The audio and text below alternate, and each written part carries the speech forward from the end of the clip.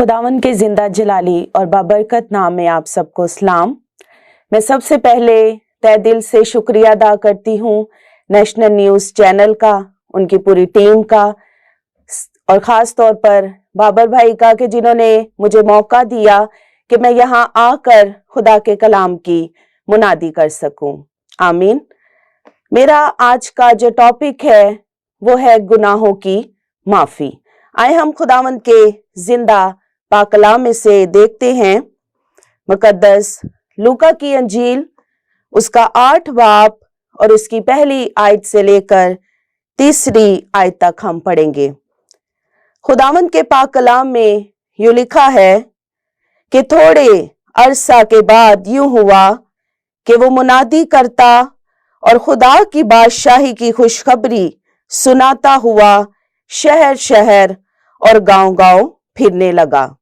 और वो 12 उसके साथ थे और बाज औरतें जिन्होंने बुरी रूहों और बीमारियों से शिफा पाई थी, यानी मरियम जो मगदलीनी कहलाती थी, जिसमें से 7 बदरूहें निकली थी, और यवाना और हेरोदीस के दीवान खोसा की बीवी और सुजैना और बतेरी और औरतें भी थी जो अपने माल से उनकी खिदमत करती थी। पाकलाम का पढ़ा और सुना जाना हम सब के लिए बाइस से बरकत हो। खुदा का शुक्र हो।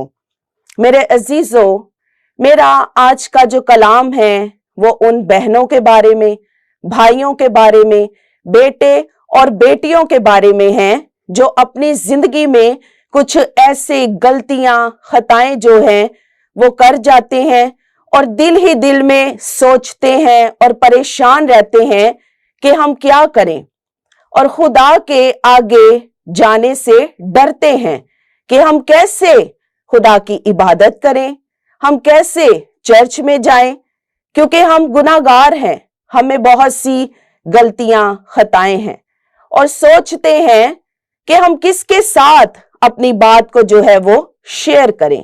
अगर हम किसी के साथ अपनी बात को शेयर करेंगे तो हमारे लिए शर्मिंदगी का बाइस होगा।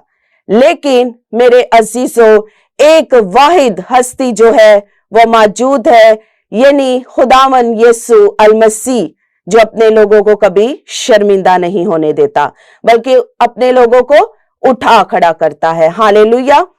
इसी तरह हम खुदावन के जिंदा पाक कलाम में से देखते हैं, जिस तरह लिखा है कि थोड़े अरसा के बाद यूं हुआ, यानी खुदावन यीशु अल मसीह मुनादी के थोड़े अरसा में थे तो उन्होंने आजादी के साथ ये कहना शुरू कर दिया था कि मैं तुम्हारा बादशाह हूं, मैं तुम्हारा नजात दहिंदा हूं।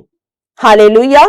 इसी तरह खुदावन यीशु अल मसीह शहर शहर और गांव गांव जाकर मुनादी करते थे, दूर दराज इलाकों में जाकर जो थे वो मुनादी करते थे, पहाड़ों पर जाकर, जंगलों में जाकर मुनादी करते थे, और बाज दफा कुछ लोग जो थे वो उन्हें रहने के लिए जगह दे देते थे और बाज दफा नहीं देते थे, और वो अपने लोगों के लिए दिन रात दुआ किया करते थे और हिम्मत नहीं हारते थे।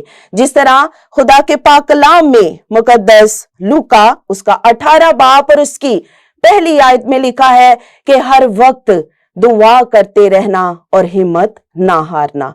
इसी तरह खुदावन यीशु मसीह अपने लोगों को बचाने के लिए दुआ किया करते थे कि मेरे जो बेटे और बेटियां भटके हुए हैं वो मेरे हजूर में आए, मेरे आगे झुके और मेरी इबादत करें। इसी तरह खुदावन के 12 शागिर्द भी जो थे वो उनके साथ मिलकर मुनादी करते थे।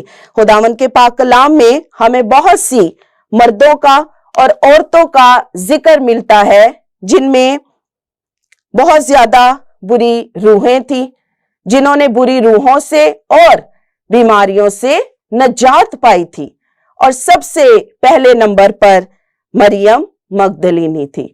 मरियम मगदलीनी उस जमाना में बहुत ही नापाक औरत थी। लोग जो थे वो उसे बहुत ही बुरी नजर से देखते थे।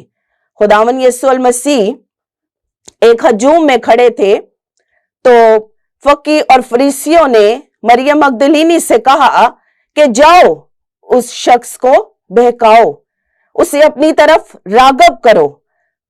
लेकिन मरियम मगदलीनी ये बिल्कुल नहीं जानती थी कि जिस शख्स के पास मैं जाने को हूं वो तो एक पाक रूह है, वो तो नजात दहिंदा है। हालेलुया। और जैसे ही वो एक एक कदम खुदावन यीशु अल मसीह की तरफ बढ़ा रही थी तो वो पाक होती जा रही थी, और उसे खुद भी मालूम नहीं था कि मेरे साथ क्या हो रहा है। और जैसे ही वो खुदावन यीशु अल मसीह के करीब पहुंची तो यीशु के कदमों में जाके गिर पड़ी और अपने गुनाहों का इकरार करने लगी, और उसने अपने आंसुओं से यीशु के पांव धोए और अपने सर के बालों से यीशु के पांव को साफ किया। और मेरे अजीजों, उस वक्त खुदावन यीशु अल मसीह ने उसे क्या कहा कि जा, तेरे गुनाह माफ हुए। हालेलुया। मेरे अजीजों, मेरा और आपका खुदा जो है वो तो हमें माफ करने की कुदरत रखता है। वो तो चाहता है कि मेरे बेटे और बेटियां जो है वो मेरे हजूर में आए, मेरे आगे झुके, मेरी इबादत करें, मेरे नाम को इज्जत और जलाल दें। जिस तरह मरियम मगदलीनी उस जमाने में बहुत ही नापाक औरत थी, लेकिन जब वो खुदावन यीशु अल मसीह के पास पहुंची तो खुदावन ने उसके गुनाहों को माफ किया। इसी तरह मरियम मगदलीनी वो औरत थी जिसमें से 7 बदरूहें जो थी वो निकली थी। उसमें कोई जिन नहीं थे, उसमें कोई जन्नात नहीं थे, उसमें 7 ऐसी बुरी रूहें थी जिसमें सबसे बढ़कर उसमें नापाकी थी, बदी थी, गुनाह था, गरूर था, तकब्बर था, और भी बहुत सी ऐसी जो थी 7 बदरूहें, उससे उसने नजात पाई थी। और फिर वो खुदा की शागिर्द बन गई और यीशु के साथ मिलकर मुनादी करना शुरू कर दी। इसी तरह हम दुनिया में रहते हुए बहुत से ऐसे खादमीन हैं जिनको देखते हैं कि चंद लोगों को जो है वो इकट्ठा कर लेते हैं और उन्हीं लोगों तक जो है वो महदूद रहते हैं, उन्हीं लोगों के लिए दुआ करते हैं, अपने घरों में इवेंट्स करवाते हैं, शुक्रगुजारियां करवाते हैं और सिर्फ उन्हीं लोगों को अपने घरों में आने की दावत देते हैं। लेकिन मेरे अजीजों, ऐसा बिल्कुल नहीं होना चाहिए। हमारे मुल्क पाकिस्तान में कुछ ऐसे एरियाज हैं जहां पर बहुत ज्यादा गुनाह है, बदी है, लेकिन क्या हमें उन लोगों के लिए दुआ नहीं करनी चाहिए? हमें उन लोगों के लिए दुआ करनी चाहिए कि खुदावन उनकी जिंदगियों को तब्दील करे। हमें ज्यादा से ज्यादा उन लोगों के लिए दुआ करनी चाहिए कि खुदावन उनकी जिंदगियों को तब्दील करे और उन्हें राहे रास्त पर लेकर आए। कुछ ऐसे खादमीन है, मैंने खुद जो है वो उनसे सुना है कि कहते हैं कि इन लोगों ने रहना ही ऐसे है, ये लोग तब्दील ही नहीं हो सकते। लेकिन मेरे अजीजों, हमें उनके लिए ऐसे अल्फाजों का इस्तेमाल नहीं करना चाहिए, हमें उनके लिए दुआ करनी चाहिए, क्योंकि खुदा तो खोई हुई भेड़ों को अपने पास बुलाने की कुदरत रखता है। वो चाहता है कि मेरे बेटे और बेटियां जो है वो मेरे करीब आए। जिस तरह मुकद्दस यकूब उसके 5 बाब और उसकी 16 आयत में यूं लिखा है कि एक दूसरे के लिए दुआ करो ताकि तुम शिफा पाओ। जब हम एक दूसरे के लिए दुआ करेंगे तो खुदावन जो है वो हमारी दुआओं को जरूर सुनेगा। जब हम उससे मांगेंगे तो वो हमारे लिए तमाम बंद रास्तों को खोलेगा, आसमान के दरवाजों को हमारे लिए जो है वो खोल डालेगा। हालेलुया। इसी तरह मैं दुनियावी एक मिसाल जो है वो आपको बताना चाहती हूं कि 2 नौजवानों के बारे में, कि 2 नौजवानों में गुफ्तगू जो थी वो हो रही थी। उनमें से एक नौजवान जो था वो सैलून का काम करता था, यानी कि कटिंग का काम करता था, और दूसरा नौजवान जो था वो उसके पास आया और उन दोनों में बहसो तकरार जो था वो हो रहा था।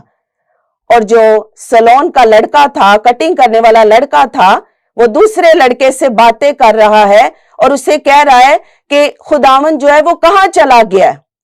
क्या उसे नजर नहीं आता? क्या खुदा को पता नहीं कि उसके लोग जो हैं वो दुख में हैं, परेशानी में हैं, लोग जो हैं वो भूखे मर रहे हैं। और जो कटिंग करवाने लड़का उसके पास आया था, वो खामोशी से उसकी बातें सुनता रहा। जब उसकी कटिंग जो है वो कंप्लीट हो जाती है तो वो उसकी शॉप से बाहर चला जाता है और बाहर से 2 लड़कों को अपने साथ लेकर आता है, जिनके बहुत ज्यादा बड़े बड़े बाल होते हैं, लंबी लंबी उनकी दाढ़ियां हुई होती हैं। और उसी शॉप वाले लड़के को कहता है कि क्या तुमने कभी इनकी कटिंग की है? और वही शॉप वाला लड़का कहता है कि ये मेरे पास आए ही नहीं तो मैं इनकी कटिंग कैसे करूं। और जो लड़का उन 2 लड़कों को अपने साथ लेकर आया था, उसने शॉप वाले से कहा कि मैं तुम्हें यही तो बताना चाहता था, जब हम खुदावन यीशु मसीह के करीब नहीं जाएंगे, उससे मांगेंगे नहीं, तो वो कैसे हमारी दुआओं को जो है वो सुनेगा। क्योंकि खुदा के पाक कलाम में लिखा है कि मांगोगे तो दिया जाएगा, ढूंढोगे तो पाओगे, खटखटाओगे तो तुम्हारे वास्ते खोला जाएगा। जब हम उससे मांगेंगे तो वो हमारे लिए बंद रास्तों को और बंद दरवाजों को खोलने की कुदरत रखता है। हालेलुया। खुदावंद आप सबको बड़ी बरकत दे। खुदावंद इस कलाम के वसीला से मुझे और आप सबको बड़ी बरकत दे। आमीन। हालेलुया। रब्बुल फाज, मैं तेरा शुक्र अदा करती हूँ इस वक्त के लिए जो तूने मुझे बख्शा कि मैं तेरी पाक हजूरी में आई। ऐ जिंदा जलाली बाप, तो अपने बेटे बेटियों को मौके फराहम करता है कि हम तेरी हजूरी में झुके, तेरे नाम को इज्जत और जलाल दें। ऐ रब्बुल फाज, हम मुबारक लोग हैं जो तेरी हजूरी में आते हैं, तेरे आगे झुकते हैं, तेरे नाम को इज्जत और जलाल देते हैं। ऐ जिंदा जलाली बाप, आज कलाम के वसीला से तमाम जिंदगियां जो है वो बरकत पाएं, अपने गुनाहों का इकरार करें और तेरी हजूरी में झुकें, तुझसे मांगे और वापस मानी, क्योंकि तू खोई हुई भेड़ों को अपने पास बुलाने की कुदरत रखता है। तो अपने बेटे और बेटियों को माफ करने की कुदरत रखता है। ऐ जिंदा जलाली बाप, इसी तरह नेशनल न्यूज चैनल के साथ होना, उनकी पूरी टीम को बड़ी बरकत देना।